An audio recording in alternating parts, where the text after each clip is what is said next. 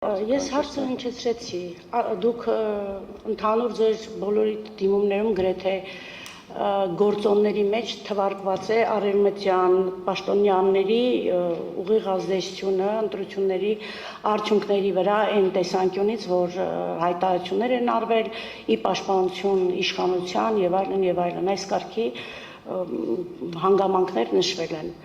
Ես հիմա հարցնում եմ, այդ գործոնները, որոնք ձեզ ազդող են եղել ընտրողի կամքի վրա, կարող են նաև ազդող լինել այն պայմաններում, երբ Ռուսաստանի Դաշնության նախագահը եւ այլ պաշտոնյաներ, այդ թվում արտաքին գործերի նախարարությունը, պարբերաբար Հայաստանի Հանրապետության իշխանության դեմ հակաքարոզչություն, իսկ մյուս քաղաքական ուժերի դեմ պաշտպանություն են իրականացրել, ավելին ասեմ, դրան հաջորդել են նաև որոշակի գործողություններ լարսում գործարարներին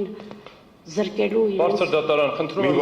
բարձր դատարան քաղաքական հնարավորություն է կատարվում ամբյոնից, որը որպես հաստատված փաստ։ Խնդրում եմ դադարեցնենք դա։ ասում եմ կարող է ազդել։ Նստեք մի րոպե, սրանից հետո առանց դատանի թույլտվության խնդրում եմ չմոտենալ եւ միկրոֆոնից որևէ արտահայտություն Բարձր դատարան առարկությունները Պարոն Օրբելյան, նստեք։ Պարոն Օրբելյան, նկատողություն եմ ձեզ հայտարարում, նստեք։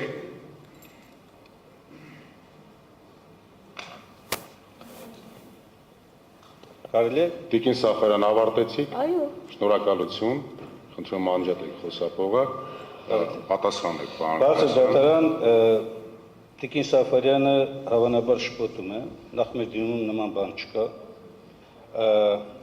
Նույնականացումը տարբեր դիմումներում արտահայտված մոտեցումների հետ, չգիտեմ ինչ հիման վրա է ներկայացվում, հետևաբար հարցը զուտ եթե մեր դիմումի է տրվում, չկա դիմում, բայց այնուամենայնիվ հնչած հարցը արտաքին միջամտության տեսակետից, ես կարծում եմ այս հարցի պատասխանը պետք է տան նախ եւ առաջ կենտրոնական ընտրական հանձնաժողովը, որը պատասխանատու է նախընտրական քարոզչության